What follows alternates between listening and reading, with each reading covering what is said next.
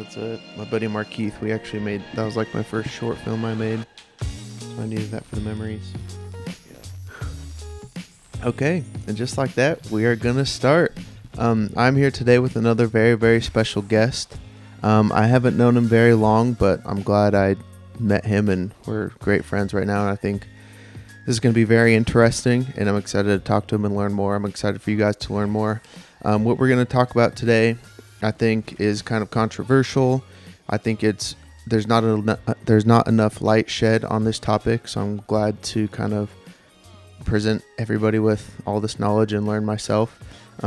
It's one of these things where in 15, 20 years, we're going to look back on and be like, well, yeah, of course. So we're kind of at the breaking edge of all of this stuff.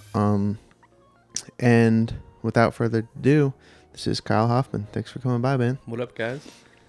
So yeah, we'll just jump right into it. First and foremost, for YouTube, I'd like to say that this is all for educational purposes only. In no way do either of us advise to do anything illegal in any way, shape, or form. So with that being said, You are a master of magic mushrooms. Yeah, I mean, for growing them at least. Yeah. We got a good idea how to do that. Mm-hmm. But yeah, no, it's I kind of agree with what you said. The 15, 20 years down the road, it's kind of interesting to think about like the progress we've had in just the last 3 years and seeing like what people, like so many people are talking about it now, people you'd never consider it. But yeah, it's going to be quite the interesting adventure to come. Mm-hmm. So let's start at the beginning. How did you even stumble across getting into this field? Honestly, so I came from a background of growing cannabis. So I always kind of knew that kind of market and how to play it. Life had its turns and ups and downs. And so one day my buddy was like, dude, have you thought about growing mushrooms? And I was like, no, because I've always had a keen desire to grow things. It's a challenge. It's always like fun to navigate that field. And cannabis was what I knew for 6-7 years. And I really loved it. So I thought going into like growing mushrooms would be a very simple, like, oh, you can grow a plant, you can grow a mushroom. Turns out I was wildly wrong. They are two completely different creatures. But yeah, I just initially started out of like kind of a need and a desire to like kind of explore that world from like a financial standpoint and also like the freedom standpoint of I was working construction and I hated it. And I was like, I'm so overdoing this. So yeah, it came into one of those things where I just kind of took it by the reins, started slowly, and took me about three whole years to figure it out. Just banging my head against the wall. It's a wild journey, man. But it's been very, very interesting to watch and see. I mean, from the growing standpoint, I kind of got in on it when it wasn't really that big. Like Instagram, like there's a lot of Instagram stuff going around now. But back when I was doing it, there was like a few dudes that you'd see that were growing them. And like there was cultures coming out and it was pretty small. But after a while, yeah, it started to pop off. And yeah, there's so much behind it, man. The whole 3-year journey was just... It's been incredible. It's been quite the learning experience. It's been a lot of tribulation, a lot of stress. But once I figured it out, which is like kind of where we're at now, I think it was like the last 2 months, I'm like, I guess I did it. Yeah. But yeah. So for the people that don't listen to Rogan like religiously and everybody he has on, what is mushrooms a drug and why are people so scared of it? And what are some misconceptions that you think people have just kind of seeing mushrooms as drugs? Yeah, well, I mean, prior to everyone's belief, right? Like we all had like DARE when we were kids. I don't know if you had that, but like in high school, everyone kind of had this stigma against anything that would alter your mind, right? So, any kind of drug, LSD, mushrooms, cannabis, the simple three, everyone just, anything that alters your mind, everyone assumes is a drug. By definition, it is. But I think as time goes on, we're starting to learn like how to cope with this world and master our own minds and using the tools such as like mushrooms, especially mushrooms. I think over time, people are starting to like, Joe Rogan talking about it was huge. Like that's massive when you have a platform that big for someone to say like, look what it does. He had a guy named Paul Stamets on there. For anyone who doesn't know him, he's like the number one mycologist probably in the world. He's actually based out of Washington, and he came on the podcast and talked a lot about just mycology in general. So I would say nowadays, kind of stepping back to the whole drug aspect, I actually had this conversation last night with somebody. It's very, very interesting to see the outcomes of what like psilocybin has done for people. Like personally for me, like the people I've talked to and given them to, I mean, people that had anxiety, like crippling anxiety, PTSD, suicidal thoughts. Like, it's crazy how it just can help shift you. It doesn't fix you, it shifts you. It allows you to get this focus and understanding of like maybe why you're coming from this place of anxiety and pressure.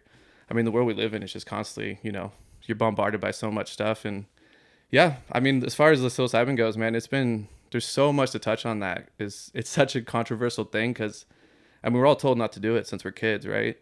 So then when you go into doing something like that, you just have this stigma. You like try to like step away from it too much. And I don't know, it's really weird. I think people forget to like, we're all people that like to self-medicate, right? Whether it's caffeine, information, food.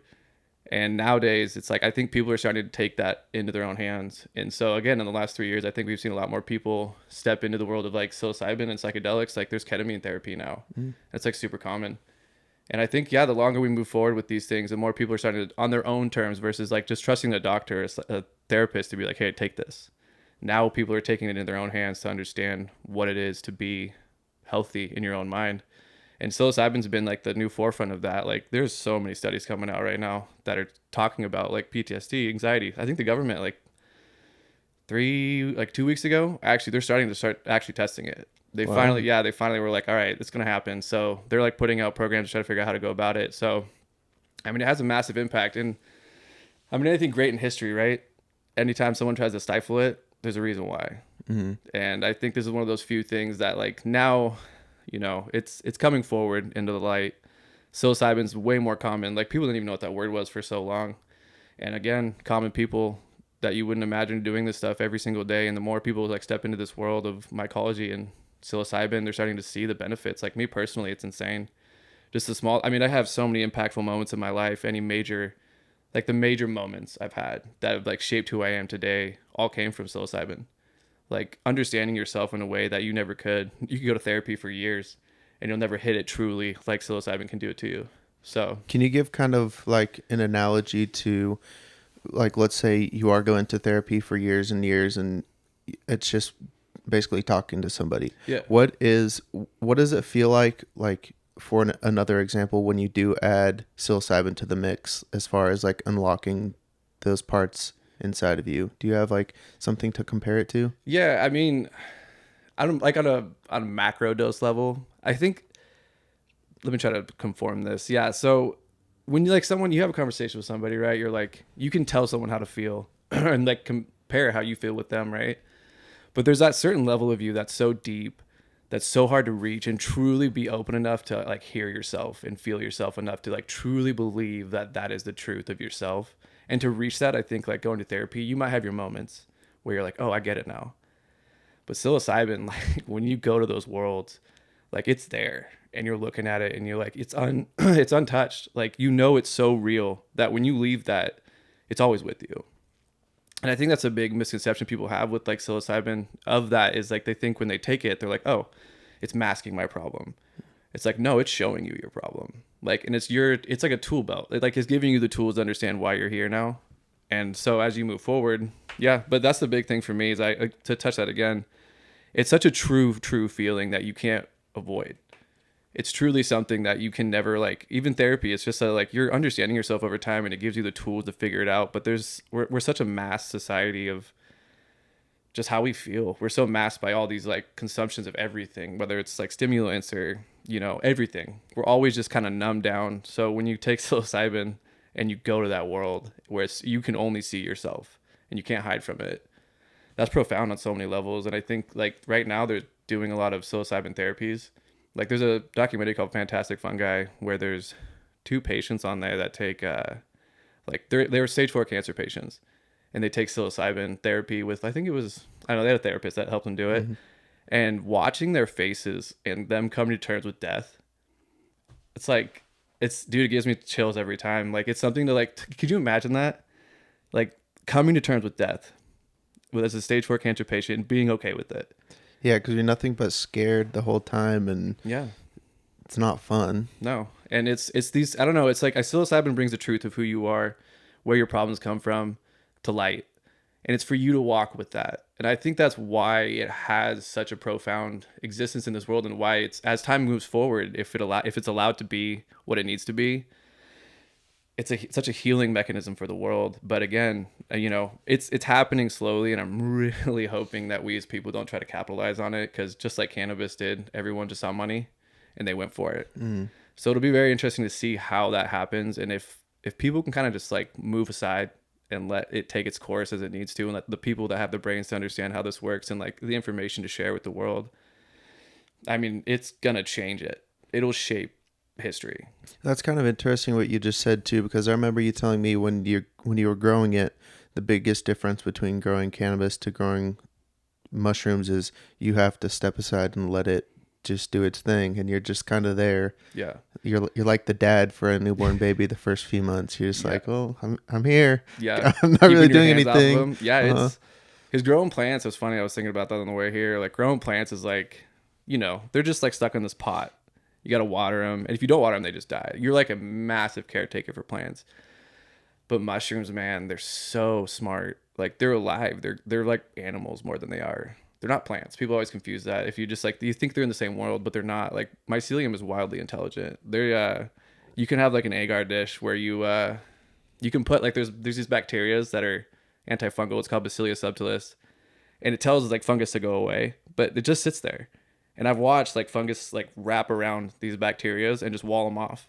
What? And just like they just wall them off. They leave them alone. It's just, out of the years that I've grown mushrooms, I've learned one thing is there's a level of respect you have to have for them, because they're so like powerful in their own way. It's weird. Like plants are just like these little kids that are just like running around. You're like, okay, don't hurt yourself. Let me feed you. Let me take care of you. But mushrooms, man, they just have this, I don't know. They're so much deeper, and they're so intelligent. Like the things that they do, like they found mycelium in Chernobyl eating radiation. What? Like why? Like this creature was like, you know what? Let's go get that food. Like they had to like source that. They had to figure it out. Like, okay, how do we go get that? And they have this black pigment on the mycelium that's radiation resistant that NASA's taking to try to like put on the outside of spaceships. This little mycelium, just this mushroom. Dang.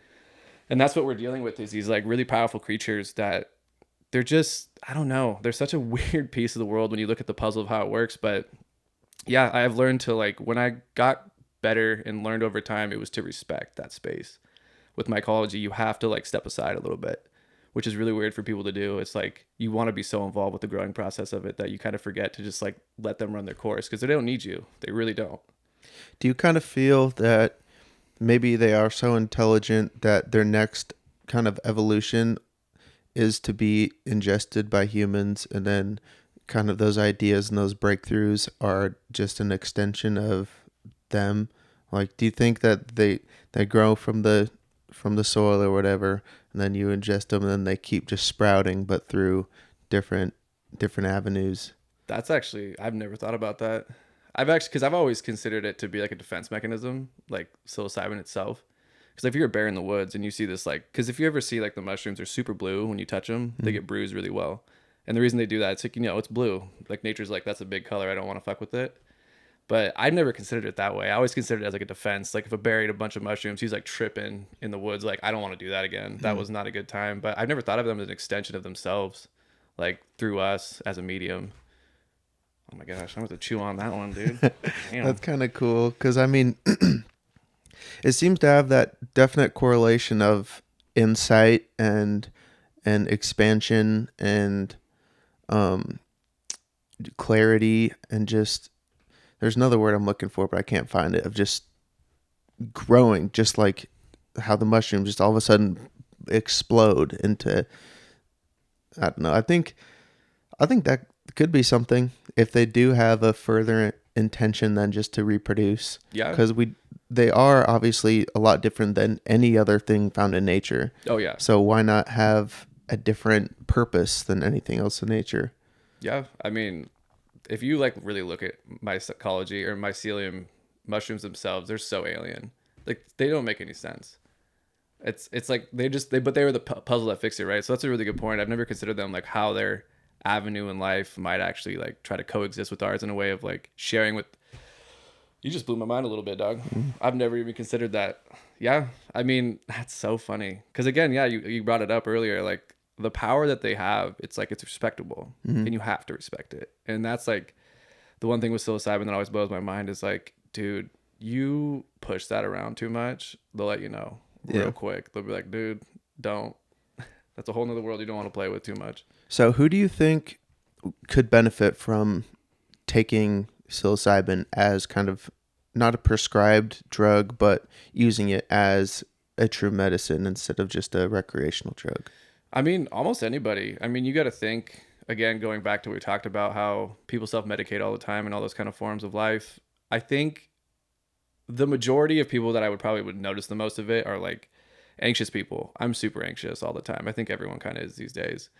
It really helps hone that in. My little sister, she's super anxious. Same thing. I've all these people that are anxious, like depressive thoughts even. It just kind of, I don't know, it helps hone all these things in for people. So, but again, I guess anyone really can benefit from it. It just depends like what you're looking for, right? And I think one thing to touch on that I did want to bring up is all this kind of like psilocybin will never give you your answer.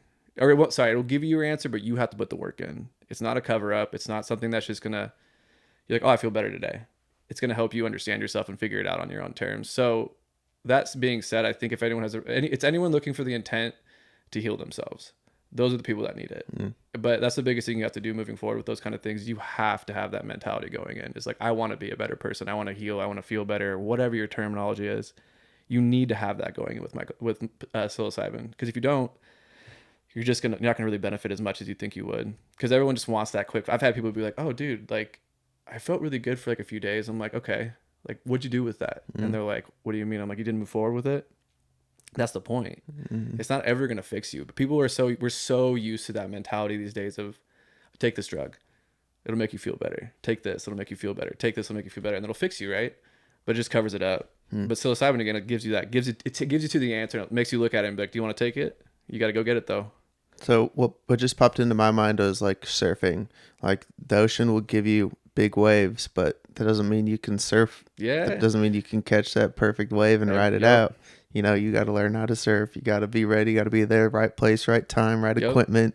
Yep. And then That's hopefully a great way to put it. you can ride that wave out if you're ready. So I think, yeah, like I said, that's just what popped into my head. But I think that would work for mushrooms. I mean, you take it, there's the waves, but what are you going to do with it? You're just going to let it go over your head and hear them crash, or are you going to do something with it? Yeah, you're try to ride those waves. Sometimes those waves will fuck you up. Mm-hmm. I mean, I think anyone that's taken enough psilocybin's been like, "Oh shit, that one hurt a little bit." But again, you get to walk out on the other side. You learn something from it, right?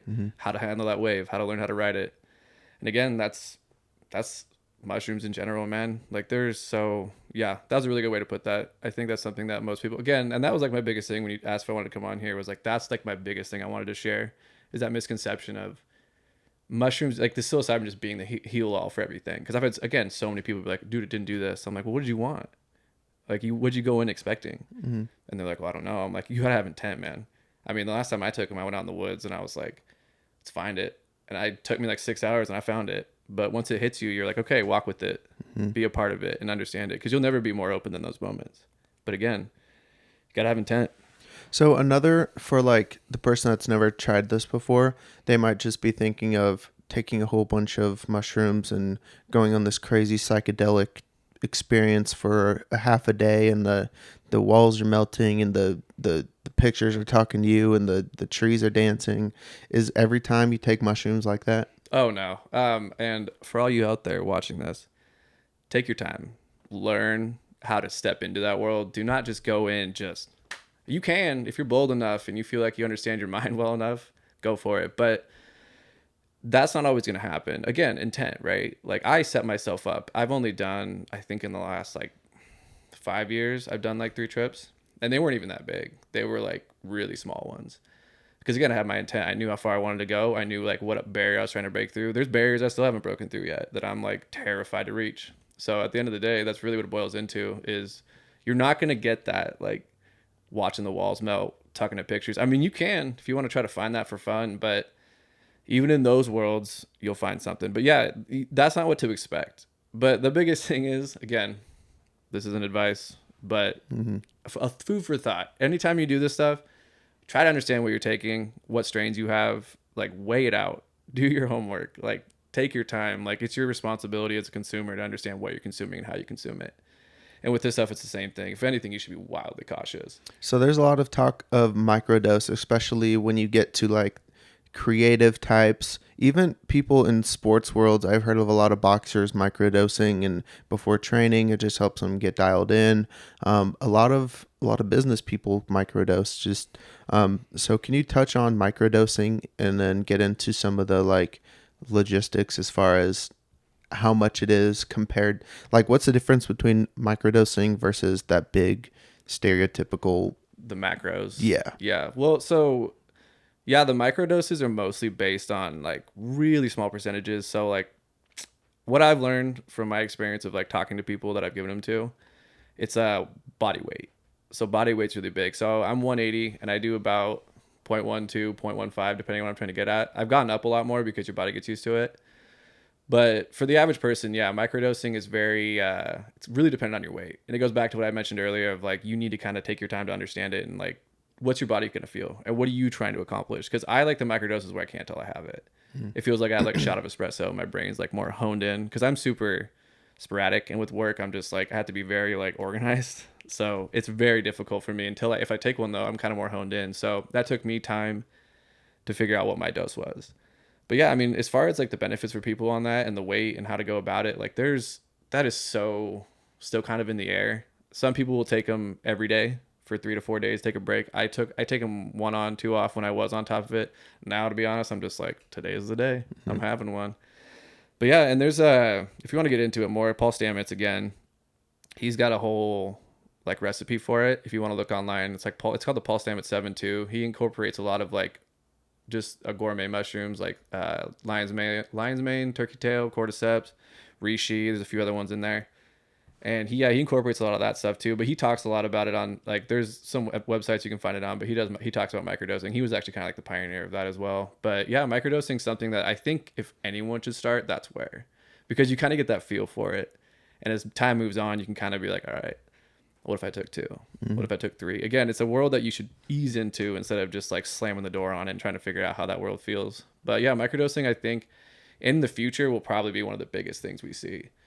And then like couple that with like macro doses. I guarantee there'll be massive amounts of therapy out there for macro doses and stuff like that, because to be honest, I think kind of opening your mind to those things is kind of scary. And some people aren't ready for that. You said sometimes when you microdose, the perfect amount is when you don't even really feel it. What do you feel, and what kind of benefits does microdose bring to you in your everyday life and work life if it's something that, you might not even feel like crazy? Yeah. For me, I noticed the one thing is I'm very sporadic again in my head. So I'll like put something down and then I'll go do something, and I have a million things going on at once. So I'll like put a bunch of shit down. I'm like, dude, where do I put my razor blade? Where's my scissors? Like, so that was the weirdest thing, is I noticed that first. But so that was the one benefit I noticed for me, was my brain would latch onto those little details without me paying attention. So I'd be like, oh, I know where my scissors are. Oh, I know where this is. And like my conversations with people, like I'm pretty sporadic sometimes with my emotions, because when I used to drink a lot, like when I got off of drinking, I was really like, I get angry really easily, and then I get really like sad and angry and sad and angry. So it actually helped me regulate like my frustration towards things. So I've noticed over time that I'm more like stable, and I won't just like spike or like go down and up. And the other thing too is like, it's weird because again, you don't want to feel it, right? But you get those moments where you're like, I feel you a little bit. But again, that's a personal preference for me. I don't like to feel it, because then again, it goes kind of that mindset. It's like, am I relying on you? Do I want to feel that buzz? So I don't like feeling the buzz. But again, that's a personal preference for me. But yeah, as far as that, and like even my personal life, it's funny. I'm more like in tune with my friends. Like I notice I'm more like apt to understand their feelings and things like that. So, and that's a microdose. Like you're not even supposed to feel those. And yeah, I think microdosing again I think it's a good stepping stone to learning it, and I think it's the greatest way to start getting into it before you just like go to the wall. Unless you're bold. I mean, feel free to do as you please, but I mean, that's how I started it. I was like, here, let me eat all that shit, see what happens. Then the walls melted. What's your favorite, or what's the most efficient and like the best way for you to microdose? Well, I'm fortunate enough to have gummies now, which are super dope. But the honest way to do it is just to get like pills. You just like a pill press and kind of like do the Paul Stamets 7 with like whatever dose you want, and then some niacin in there. And make sure you weigh your niacin right, because I didn't do it once and I was burning up. That shit sucked. But yeah, I think the pill is probably the easiest way for the common person to do it. And again, dude, it's just like knowing you have consistency in psilocybin or just any of that stuff, anything you dose in your life, you should always do your best to like try to be consistent. Because I think, again, you're going to get good and bad. If you're like just taking, oh, this one looks good. It's like, dude, I have mushrooms that are like this big that weigh like 3 grams. It's like, that'll send you to God, man. Like, relax. So again, for that, the easiest way for people to consume it, I think, is just to take your time on, again, dosing it out, like however you want to do it. But the pill presses are usually the easiest way for, I think, most people to be consistent with it. Do you have any interest in growing those other types of mushrooms like the lion's mane and the cordyceps and stuff like that? Yeah, my buddy who helps me out at work, he's like hounding me to do them right now. I have like so many cultures, man. I have like over 30 gourmet cultures that I just haven't touched. Really? I don't know why. I just like, I think it's just for my business. Like it took me a minute to like really dial it in, and I'm like finally there. So I'm like, okay, we have time, we have space. So I think probably in the next few months we will definitely like play with that, because it's like, it's just a different bracket. For sure. Yeah, it's just a different style. It's just a different, honestly, it's just a different substrate. We use cocoa coir and vermiculite. That's all it is. For most people are used to using poop, like cow manure and stuff like that for psilocybin mushrooms, but you can get away with just using cocoa coir and vermiculite. What is that? It's coconut husk. So you take the outside of a coconut, all that like fiber, and they just rip it up and they just use it as like a medium. People use it in like cannabis like crazy. It's like a really good medium for all you plant growers out there. It's good stuff. But we use that. But for gourmet and all that stuff, it's very it's wood based. So most gourmet mushrooms like lion's mane, all those ones, they use like soy hulls and I think it's oak pellets. So it's a lot of wood based. So yeah, psilocybin's weird, man. They're very just like in their own little world. Maybe you could get your own signature strain and grow it on like Traeger pellets and get some like hickory smoke. Bro, there's a dude, smoke cordyceps. Yeah, there's a dude who actually way back when I started, I was like trying to buy these bags. I was like totally just an amateur, and I called this dude up, and he started as a pellet salesman. That was his whole thing. He was like, I thought people needed barbecue pellets. He goes, I sell more to mushroom dudes than I do. Yeah, so that's actually how it happens. He ended up selling all his pellets to mostly mushroom guys. Wow, that's cool. Yeah, because I guess everyone loves it. But yeah, the mushroom world's wild. You have to check out some of those gourmet farms, dude. They are nutty. The work that those dudes put in to make like any of those mushrooms. That is the one thing. If you get into mycology, it's a lot of labor. Yeah. Just getting your hands dirty, man. A lot of weight moving around. It's if you look at it, it looks simple as shit. But yeah, one piece of advice I want to share, because I always love this. If you ever get into mycology, this is my one golden rule. Always clean everything. And then when you're done cleaning it, clean it one more time. And then when you're done cleaning it, clean it again. But that's it. Dude, I swear to God, I'm just like a glorified maid. Straight up. Like I know more about cleaners than I probably should as a dude. I'm just like, that's all I do. I just clean. I make sure everything's clean, and I set them up and let them run. But yeah, I do want to do the gourmet soon. I mean, I've definitely dabbled with it occasionally. I just like, I get so close to it, but just psilocybin has my interest so much harder. It's just such a unique world, man. And they're so pretty, like in comparison. But my mushrooms in general, though, they're all pretty fascinating. I haven't really got into it yet to the gourmet side, but I'm ready to do it here soon. So hopefully. Yeah, we'll see. Sweet. Well, this is a perfect time. We're going to take a quick break, and we'll be right back. Go. Oh, you better learn real quick. Golf will make you want to like... I mean, you saw it yesterday, dog. But yeah, that's the golf rule, man. That like short touch is insane. You like were every time with your putts. Yeah, I was very surprised with the putts. Yeah, dude, the chipping though, bro, you know how hard that is to learn? Like, did you watch any of us do it? We either skull fucked it over the green or like you're chunking it, and you like remember that last hill you were on? We were on the backside. You had the perfect spot where you landed. It just was like, you can't guess what's going to happen, because you're like, you landed in the rough, and it was like going to grab it hopefully enough so it didn't roll out all the way. I was like, this dude's nuts. Yeah, my buddy Henry, he went to Colorado to get his doctorate in physical therapy. He's moving back, but he's a big golfer now, and he was saying, I took like 20 strokes off my game just from hitting par 3 courses, because the short game is the toughest thing. Anything under 100 yards.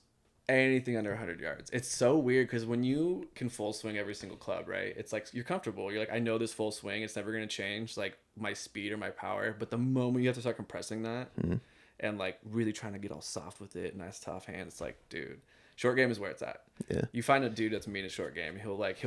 He could be off in the woods 90% of the time, but the moment he gets to the green, he can beat your ass all the way through. I'm excited. I literally fell asleep thinking about like every shot I took and every one I missed, and I was like, yeah, it was crazy. I'm telling you, man. So Derek, the guy Get some that, beer. oh yeah, the Derek, the skinnier dude there Mm. yesterday, he like this year just did that. He's like obsessed with it.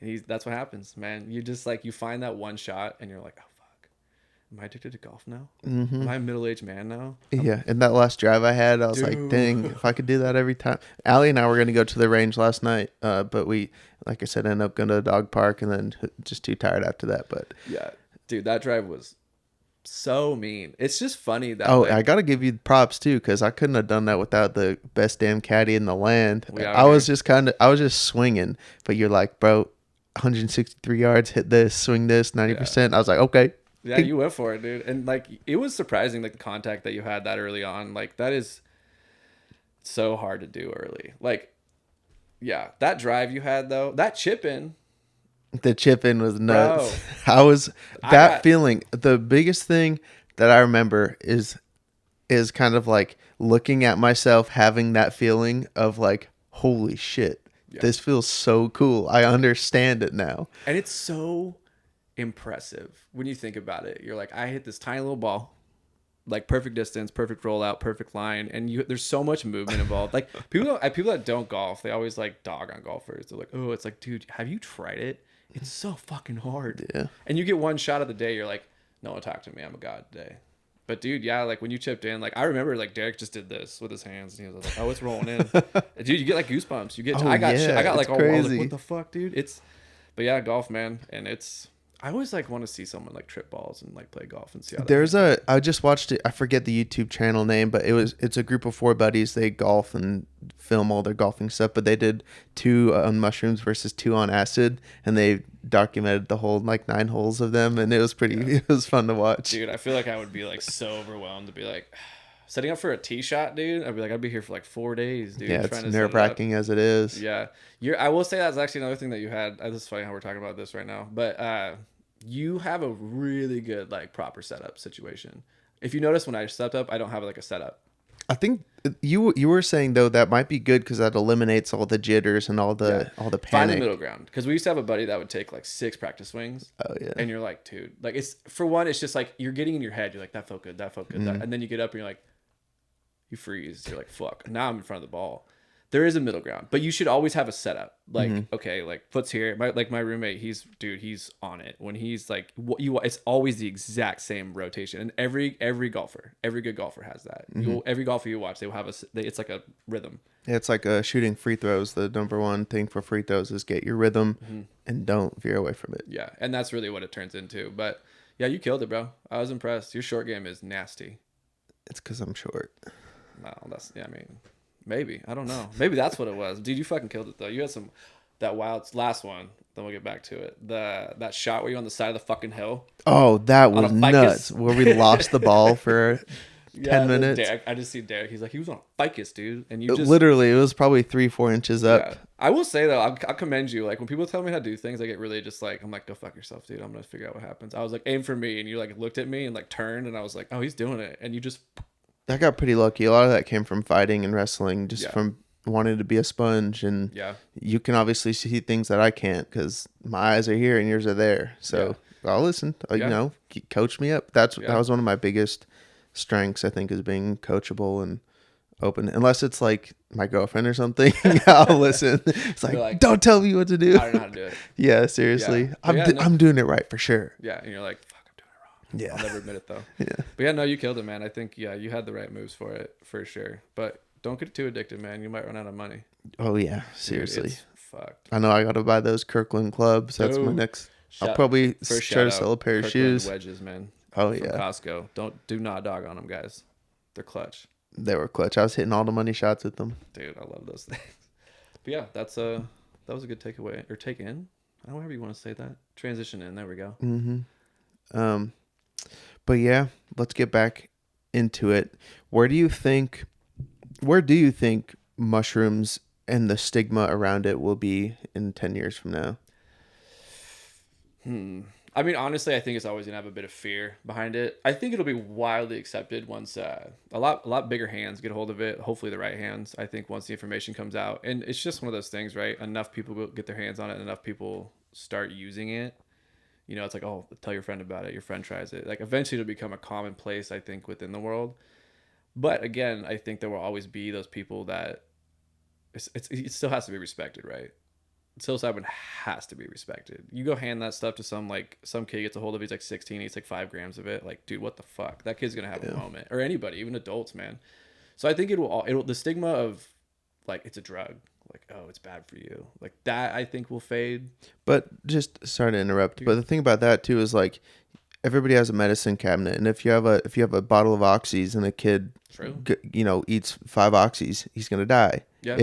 If he finds a stash of 5 I mean, he's not gonna die. He's gonna feel like he's gonna dead. have a moment. But so I mean, even just that, I think is such a slept on piece of information that you're gonna be okay at the end of it. You're not gonna die. Nobody's ever died. Nobody's ever going to die from it. Yeah. And it's not addictive as far as being reliant on what it is. You might be addicted to the feeling of feeling better. You know, you might be addicted to not wanting to be depressed. Yeah. But it's completely different. If it shouldn't be called a drug, I feel like. I agree. I just had this conversation last night with someone, and that was like kind of my big push. Because I've been sober for 5 years, and it's like I do other things, right? Like I take psilocybin, I smoke weed occasionally, and it's like someone could be like, oh, well, you're not sober. It's like, okay, well, dude, like alcohol will murder me. Yeah. Like I've seen people die from it. Mm-hmm. So you're gonna sit here and tell me like, but you'll drink that shit all day. But all of a sudden I'm like doing this stuff, and well, you're not sober. But so I kind of like, that's how I take the sobriety mentality, or just in general what you're like saying. It's like, it's gonna kill me. Is gonna make me worse. And like anything, like you said, I knew a dude who was taking like an ounce of mushrooms a day, and I was like, bro, that's more expensive than a coke habit, bro. You might want to take a chill pill. Same thing though, right? You can turn anything to a drug. Yeah. Truly. Mm-hmm. But again, it's like psilocybin doesn't have that. Like, it's kind of gnarly. If I kind of respect the dude that was taking an ounce a day. I'm like, bro, you must have a lot going on upstairs, dude, because that is insane. But he didn't die. He didn't become a worse person because of it.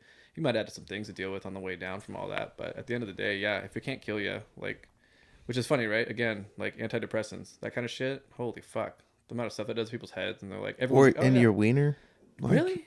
What?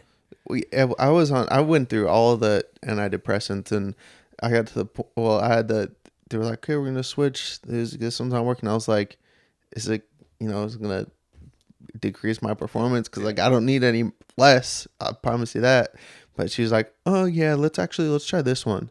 And I mean, even as something as simple as that, if that's going to cause more depression than not being on antidepressants. Fuck yeah, dude. Like the stuff that they're getting away with because it's medicine, it's crazy. Yeah, it's nuts to me, man. I always think it's so fascinating. Like they turn people into guinea pigs, man. I've had friends, and like even my mom, like watching, dude, like the drugs, they were just like, oh, you have a problem, here you go. Oh, here you go, here you go. It's like, what's that one do? It's like, I don't know, I might fuck that one up, but we'll find out. Yeah. And it's like willy-nilly, and people just like blindly take it. They're like, oh, cool, thanks. It's like, it's always funny. It's like, talk to your doctor, right? Talk to your doctor. And it's like, dude, your doctor might be a fucking idiot. Yeah. Like, or he just doesn't give a shit. Like they have 100 patients, man. They're trying their best. They got their degree. Yeah. They're not going to be wanting to learn. Yeah. And that. Even then, like they're not vindictive at all. They're just doing what they know, right? They're like, hey, we're trying to fix you. This is what we got.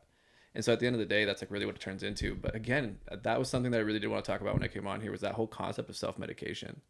People like, fuck, we met at the gym, right? You're some random dude who's just like, what's up, dude? So what do you do? Like, I grow mushrooms. And then next thing you know, I'm like, hey, here's some microdose shit. Like, I would fucking take that challenge any day of the week. Like, oh, you're sad?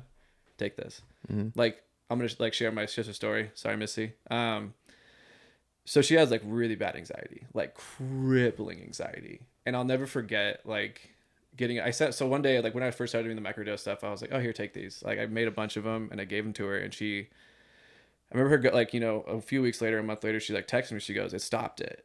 And I was like, what do you mean? She's like, it stopped my anxiety. I'll never forget. It was like 7:30 in the morning, and she texted me. She was like, yeah, it stopped my anxiety. And so I called her like later that night, and she said there was like this some feeling she gets in her stomach before she has like an anxiety, like panic attack. She goes, yeah, it just suppressed it. She's like, I feel it, like stop it.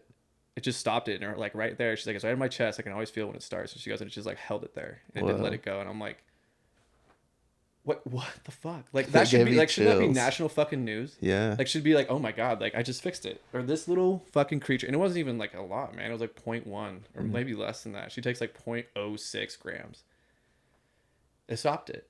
And so like I'll never forget that text. And I was like, I had the opportunity to do that for my sister. And there's so many fucking people that I've touched in this world. I didn't touch them. Like I had what I created or, you know, allowed to grow and handed it out, got to change other people's lives. I've had, dude, conversations with people like, I was stuck on this girl, you know, for years, like depressed, like couldn't let her go. And he's like, bro, I took like 2 grams. And I was like, fuck that bitch. And I was like, but like, you know what I mean? Like shit that's like so debilitating in your life that like you can just, it's like, oh, I don't need that anymore.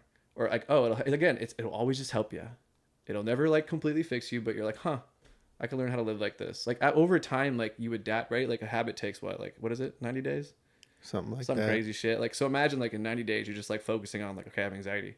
Every time I take these, like, how do I feel? And your body eventually is going to adapt to that change. It's like, oh, maybe I'm not anxious anymore. Like, even though like, and you slowly can like pull the mushrooms away, but it's like that, I think that will be interesting though. Cause that I can't preach upon too much. Like, who knows? Like maybe mushrooms, you do kind of have to have them with you the whole time. But I think if you, again, you take the time to learn and like really take what you have as you're moving forward on psilocybin, you can adapt to that new lifestyle. And we'll see if it happens. Like, that's why I'm really excited and hopeful that, again, people kind of fuck off and like capitalism kind of scoots over for a second. And we kind of allow this to take its course, like on the medicinal aspect of life, and really allow it to like run its course. Let people with crazy, smart people like do the studies and be like, dude, look at this shit, and allow it to happen. So then they can come forward with this information and be like, this is untouched. I mean, I have no doubt in my mind they're going to be like, oh, fuck, we figured it out. Like, you could literally probably over tomorrow be like, here, problem, anxiety, boom, PTSD. That's a huge thing too. There's a lot, like in the mushroom community, there's huge like veteran programs. Like there's people out there that I was watching that were handing out microdoses. Like they had to like find a way to get microdoses to these fucking vets, bro. The government's not doing shit, so people by themselves are handing out like microdoses to people like online that like, this is illegal shit, and people are like, hey, you need help, here you go. But they're like, that's the biggest thing is like this PTSD shit. Like they're coming out being like, bro, look what like veterans being like, dude, this shit like fixed me. And here we, but like some dude like fucking however long ago was like, yeah, let's make this shit illegal. It's like, bro, it grows out of the fucking ground. Who are you to say that? I don't know. I get amped on it, but it's just kind of nutty, man. It on the side note of that too, it kind of boggles my mind that anyone could even like have an opinion against it. It's like, have you tried it? Have you really tried this shit? And been like, tell me it's wrong. Tell me it's wrong. And haven't there been studies to show that it can actually fix like irreversible brain damage as far as like CTE and memory loss and stuff like that too? Yeah, I mean, I can't like really speak on that too much, but I think I remember it was in the Fantastic Fungi film maybe, or I can't remember where I read it. Talk about like fixing synapses in your brain that like from trauma, like disconnect parts of your brain, and it's like healing it. Again, just a mushroom who's just chilling, doing some cow shit down the field one day. He's just like, boom. That's why I love the Stoned Ape theory. It was like the first thing to add the why to the monkey's brain. It's like, instead of the no and the yes, it's like why. Because nothing's so profound as this shit. But yeah, I think that's what they were saying. My buddy, actually, he's a surfer. He's actually used to be a snowboarder too. Well, he is all those things. But him and I became good friends over the last 2 years. And that's what got him into it, I think, when we were talking about it, was like all the concussions that he's had. And that's like kind of what got him into it too. And just talking to him about it, just how like gnarly the falls that dude's probably taken. And yeah, it's crazy. It's going to be, wasn't there a UFC woman from Spokane that was talking about this shit not too long ago? She just won. I don't remember too much about it, but is it Juliana Pena? Yep. I think she was talking about it, and I was like, oh shit, let's go. It's crazy though. It's always the dudes with like people with like concussions and like brain damage. They're like, dude, this shit's like working. Yeah, it's scary. Nothing else. There's literally nothing else that can fix it. Yeah. And it's like, could you imagine that shit of like 20 years, like watching the brain, like what you could do if you just like gave someone psilocybin for that long. Like I have a friend actually right now, she has MS, and I'm really curious to see what happens. I talked to her out. She's like, I got nothing to lose. I was like, yeah, seriously. So I was like, you want to try some studies here? Let's be the first. Cool. But yeah, it's again, I really hope out of all the things that we've done as humans, like we like to get in the way of progression, which is ironic because money always comes first. But I'm really hoping this is one of the few ones that people are scared enough of that they kind of fuck off for a little bit. And then when the time does come, it can emerge as something so great that humans can't deny it. Like the politicians can't deny it. Like no one can deny how great it is. And that's what I'm hoping happens. It stays back far enough for that to allow it to grow enough to be one day something great that everyone can actually enjoy. Are there negatives or side effects from taking mushrooms? I mean, watching the walls melt kind of sucks sometimes. or like the curtains turn into like liquid gold, you know. But outside of that, I don't But there know. are levels to it. Like Oh, that's not going to happen if you're taking a no. tiny, tiny bit. Um, Not in my experience. I mean, it's just like anything, right? Like this is kind of a hard, like weird way to put this, but there are some people I think that are not like very aware of themselves mentally, like how they think, with how they act, and like they're just very kind of oblivious to that. I think, in my opinion, those kind of people would have a bad time, like legitimately a bad time. Like they're, because you know you are going to a world in your head where it's like scary, and you have to be perceptive of it, and you have to be like not guarded but aware and like kind of ready to take that ride. So I think for the people that aren't ready for those things or capable, could have a bad time, because there are obviously outcomes to that, because that could be dangerous. Like again, that's why we had that little disclaimer, right? We're not doctors, we're not like, this is all just conversation of what could be, because at the end of the day, like the brain is a very fragile thing, as complex as it is. You could take a wrong turn down the wrong road, and next thing you know. So honestly, I mean, as far as like in my experience, no, I haven't had any bad experiences with it. But again, just like anything, if you don't take your time, you don't understand it, I think there's always a bad door you could open,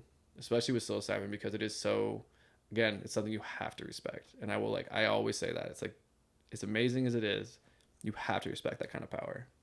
So, as somebody interested in all of this, and maybe somebody that did want to start small and start microdosing, where could they find something like this? Where would they go for the best information on learning how to use it and what to expect and what to benefit from it? And what advice would you give to somebody kind of opening up their mind to something like this? I would say, like, again, the Paul Stamets guy, he's got a whole thing on the microdosing thing. And there's a lot out there. Like, if you just, I think Reddit actually has like a microdosing subreddit, and they talk a lot about it on there too. So you can, it's kind of nice because you can like read people's experiences, which is like, I think everyone's biggest fear, right? Getting into psilocybin, it's like, what's going to happen? Because I know people are like, I don't know what's going to happen. I'm like, dude, it might be crazy, or it might just be cool. But yeah, I would say that's the biggest thing. Again, take your time. And if you're looking into it, there's a lot of information out there. The subreddits are really good. Paul Stamets has a huge thing on it. I mean, the podcast might help a little bit too. There's another piece. But yeah, I would say that's about where I would start, is just like simple Google searches will get you pretty far, honestly. But again, my biggest advice every time is like, the biggest thing I can say that I'm pretty confident in is like body weight's huge. So pay attention to your body weight. Don't lie to me if I ask you how much you weigh when I'm giving them to you. I've had people do that. I'm like, how much do you actually weigh? 125? Let's not. All right. You know what I mean? So, but yeah, at the end of the day, that's really like, pay attention to your body weight. Oh, my other actually big thing, I forgot. Like, if you're, cause we're pre-workout junkies, I would say. I think we all are. Everyone that goes to the gym, be careful with that. I don't know if you've taken like a big chunk of like a microdose or something, or taken a lot in the morning when you take like your pre-workout, but I get like, sometimes I get like, I'm so aware that I'm on caffeine. I'm like, oh fuck, I gotta go.